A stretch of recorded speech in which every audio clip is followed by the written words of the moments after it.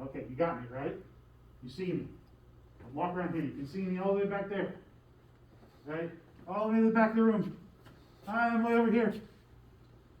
Okay, so this is how to get good video on a mobile device.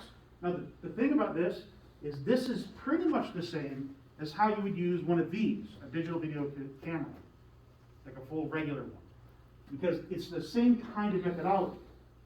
The first thing is, you're doing it wrong right now. You're holding your phone like this. Landscape. Turn it landscape. Now, the thing is that when you're recording, even if you're doing something for, like, heaven forbid, TikTok, most what everybody sees video in is in landscape view. All of our phones, all of our monitors, laptops, tablets, everything, televisions, all that stuff is portrayed in landscape view. Your eye, your human eyes, are designed to see in an oval like this. That's landscape.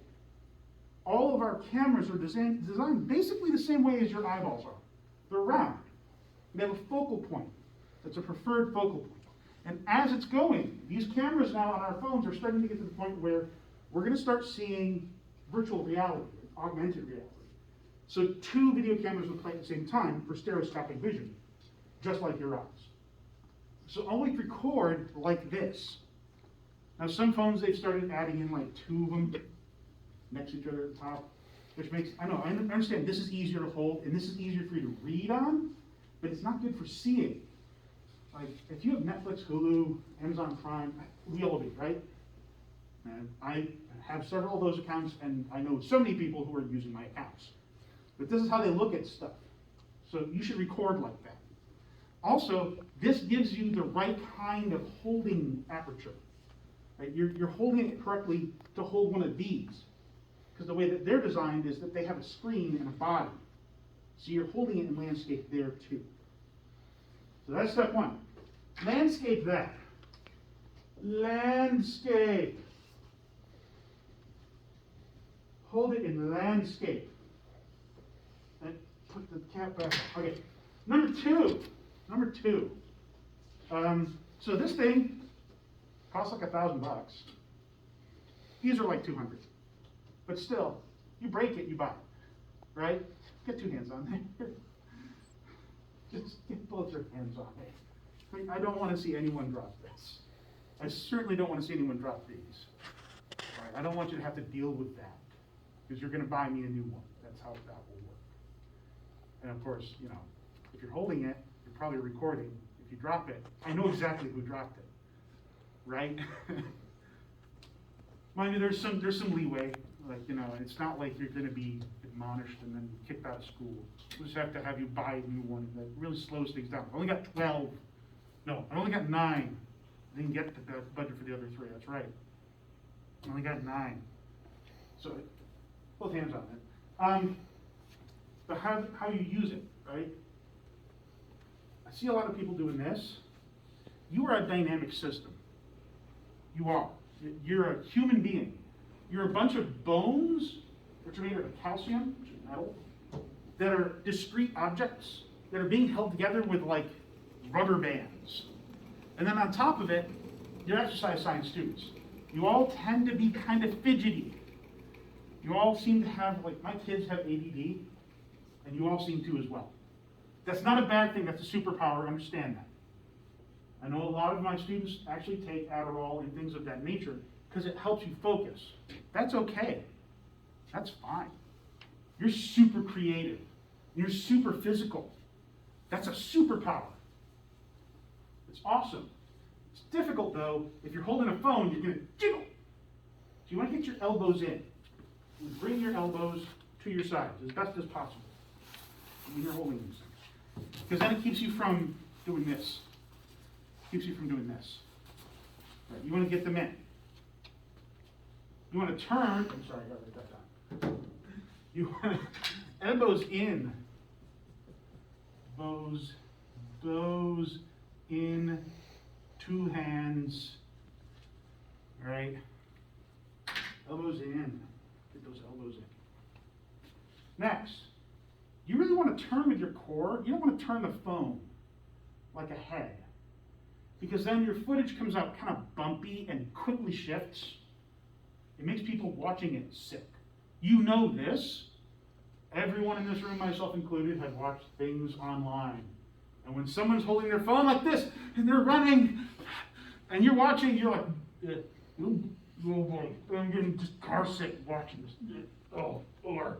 Yeah, don't do that to people. That's really awful. It sucks. It's painful. You know it's painful. You've experienced it. So, we want to hold that phone, both hands, sideways, to get the best kind of view, landscape view. Right? We want to get our hands on there. We don't want to occlude the camera. Don't hold it in.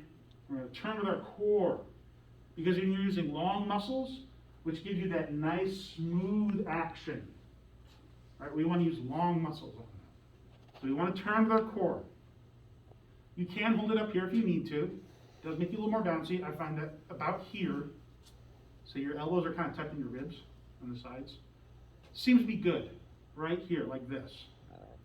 With these phones and these cameras, that tends to be the right way to do it.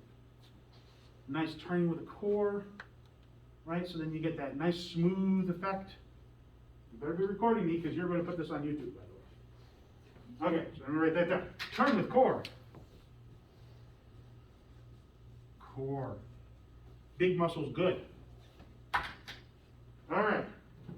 Now the next thing is something that you can set on your phone, on your camera of your phone. If I can turn mine on, you can see it. I'm not sure if you can see it. They made it thinner. But you see I have the grid lines on, right? You want to turn those on, because you're going to want to try and keep your subjects in the center 75% of the screen. All right, so I have my little grid lines on. You should turn them on too. Right? Every single camera phone I have found since like 2003 has these little grid lines on it. Right? They don't show up in the video.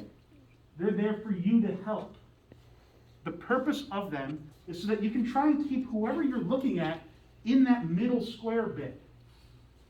This one's set with the 9 squares. There's also 16 squares. The more squares, better.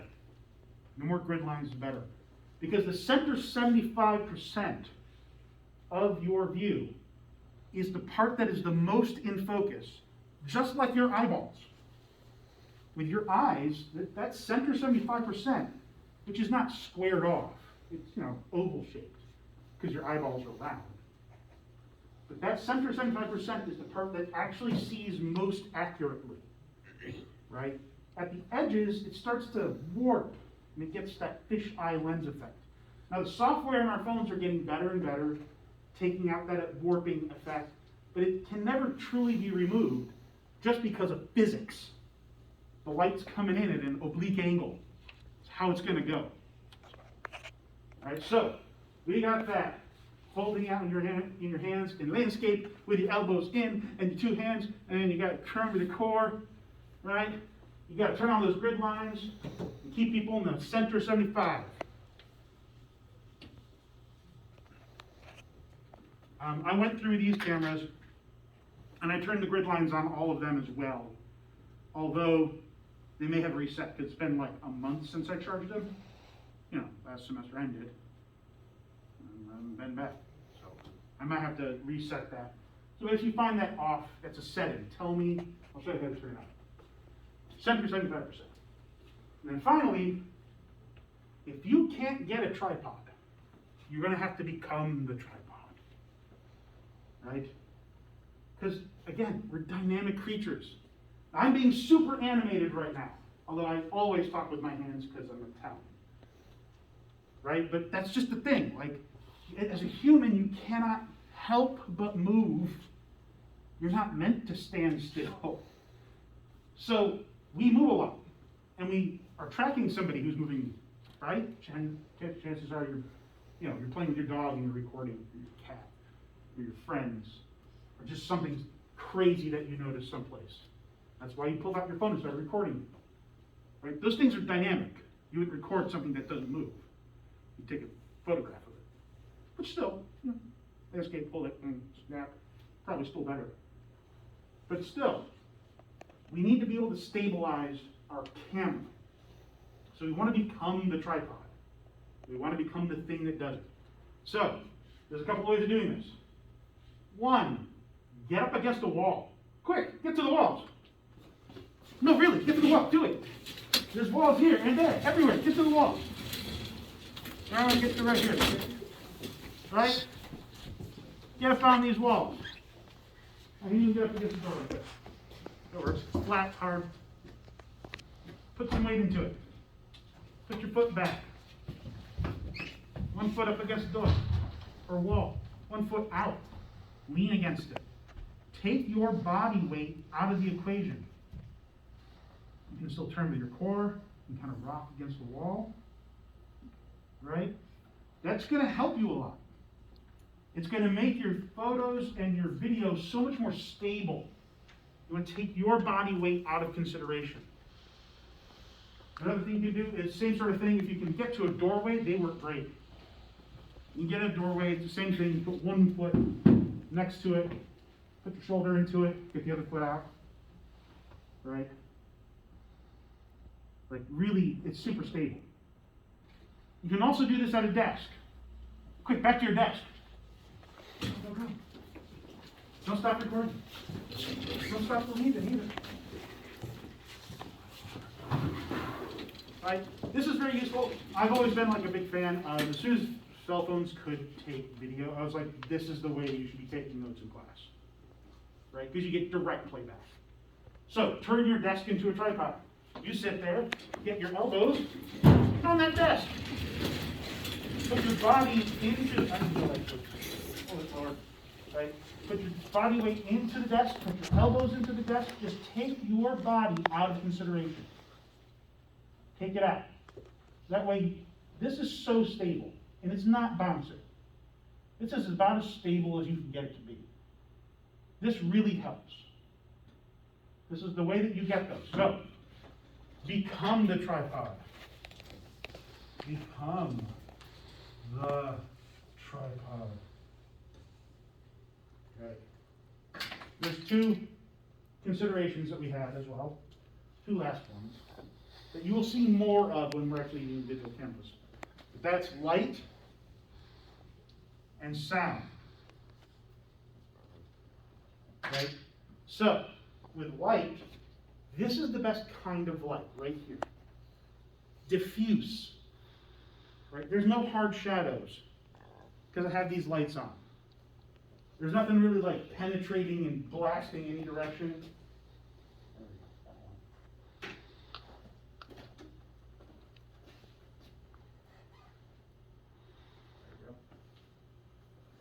That's it. Okay, right? That's great. But then sometimes you run into this situation. This is terrible. Right? Directional light with strong shadows.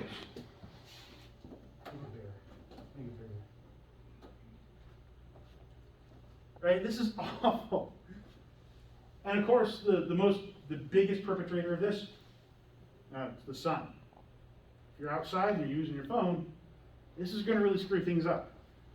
You don't want to be taking video into the sun. It will totally destroy anything you're looking at. It will absolutely wash out the video and be worthless. You want to be in the situation you're in right now. If you have to, the sun is behind you. It's coming this way at their subjects. That means you need to move around to make that happen sometimes. If you can get diffuse light, that's what you want. This is why if you really pay attention in movies, television shows, with real people, actors, whenever they do an outside scene, you'll often notice that they choose a cloudy day because then they don't have any strong sun effects. Unless they want to wash it out, they just don't go outside. They do stuff on a soundstage. And of course, the final one is sound. Sound. I'm speaking loudly. I'm enunciating through a mask as much as I can. Right? But sound can really destroy stuff. And your phone is kind of designed to hear you more than anything else. And I breathe loudly because I'm fat and I have asthma. And that tends to show up on any video that I take. I have kids, so I got a lot of video.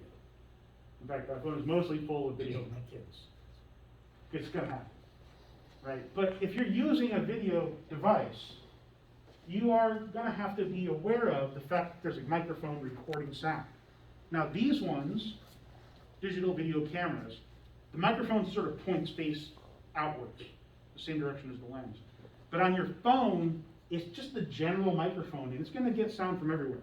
I do find this tends to help, that whole putting this there, because if you put it here, you're not as close to your mouth. So you have to be careful about sound in that situation. Outside, of course, you can't really do too much about it. Right, so that's our 5 steps to getting good video and cut.